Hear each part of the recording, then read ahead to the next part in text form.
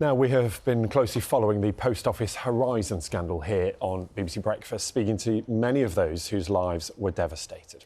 Now, Will Mellor, who played the former sub-postmaster Lee Castleton in ITV's Mr Bates versus the Post Office, has met people from across England whose lives were simply blown apart by the scandal as part of a new BBC documentary.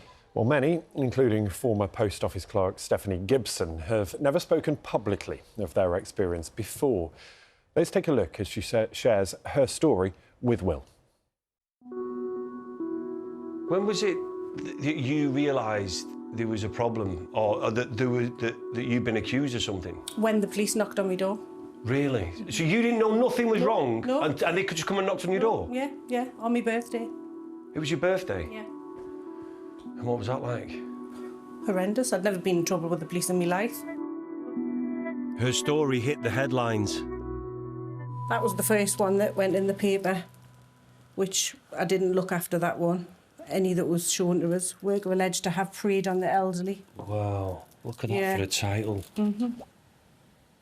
PO clerk denies stealing money.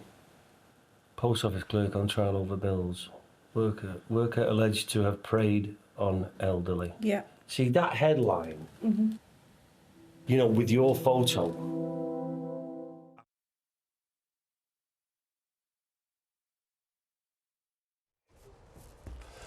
Delighted to say Stephanie and Will are with us this morning. Nice to see you both. Thank you, nice to be here. Stephanie, talk to us about what you went through. How are you feeling now?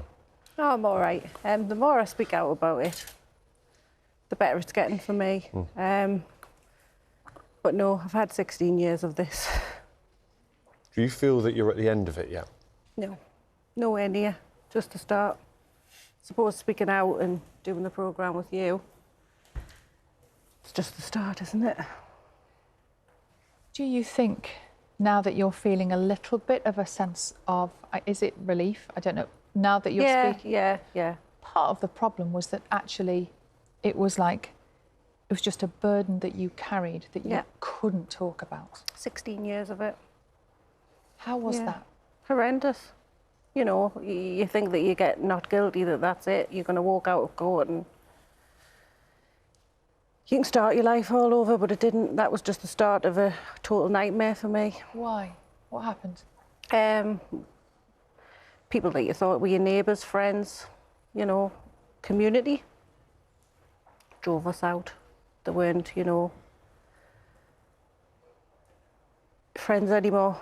We just felt as though we had to go, you know, start a new life in a new house.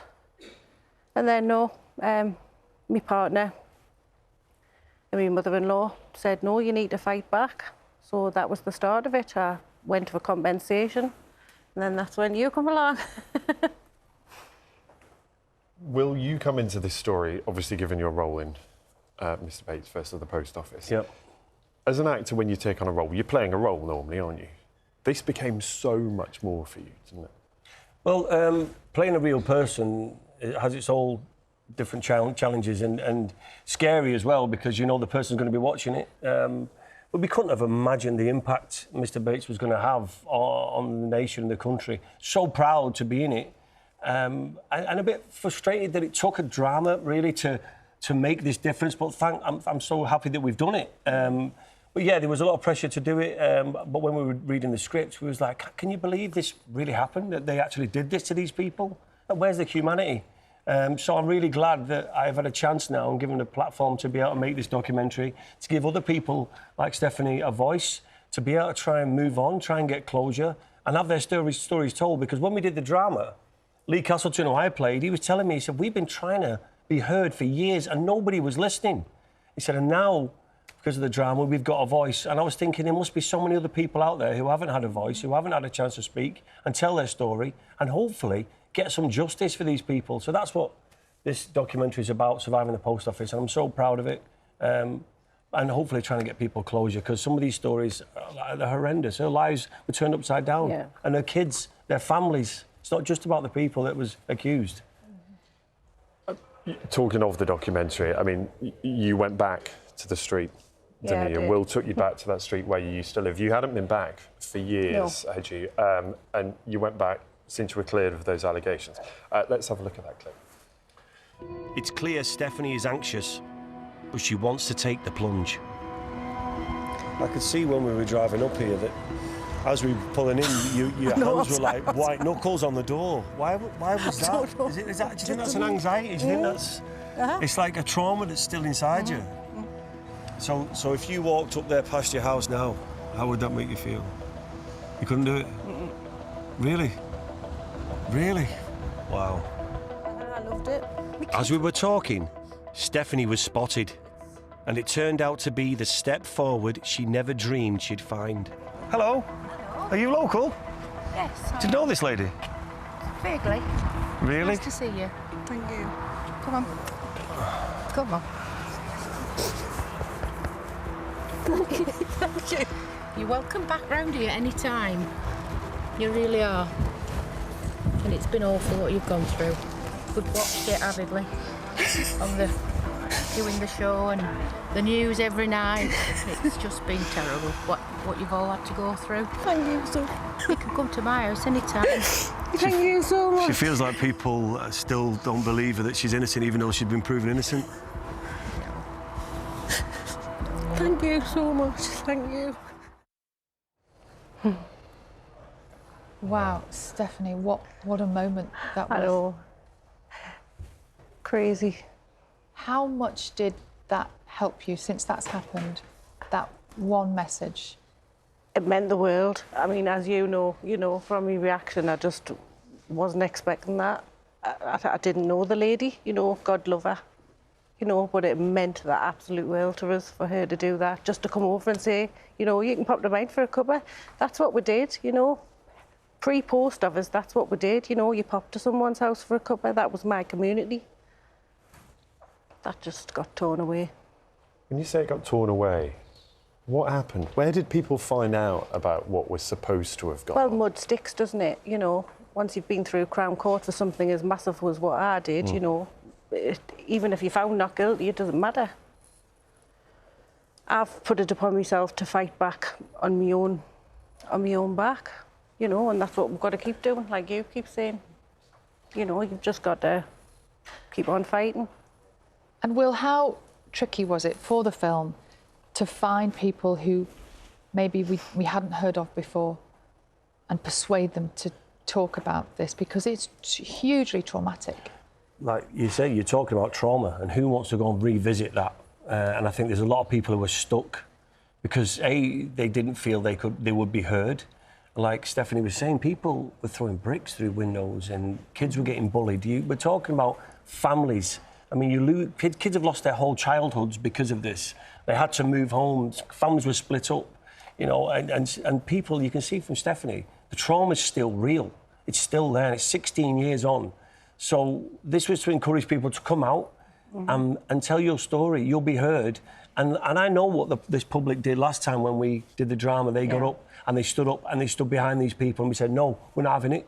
It's David and Goliath this. We need the support, and these people need the support. And let's get justice for these people, just to help them move on as well. Compensation, yes. Redress, yes. But we need people to be held accountable. Also, we need to give these people courage to be able to stand up and tell their story. And this documentary, hopefully, has helped. And it will encourage other people to come forward as well, because I know there's so many out there whose stories haven't been told yet. Yeah.